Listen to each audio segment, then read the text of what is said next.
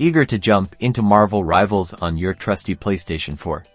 Let's find out if that's actually possible. First things first, Marvel Rivals is primarily being developed for PC. This means the game is designed to take advantage of the processing power and graphical capabilities of modern gaming computers. Officially, right now, Marvel Rivals is announced only for PC. There is currently no official word from Marvel, NetEase Games, or any other official source about a potential PlayStation 4 release. Modern games are becoming increasingly demanding when it comes to hardware. The PS4, while a great console, is now several years old and may struggle to run a game like Marvel Rivals at a playable frame rate and resolution. Keep your eyes peeled for announcements from official Marvel Rivals channels. Follow their social media, visit their website, and stay tuned for updates. In the meantime, if you're itching to play, consider exploring the PC version. Maybe it's time to explore the PC version.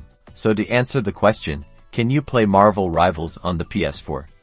Unfortunately, the answer is no, not right now. Stay tuned for future announcements and keep gaming.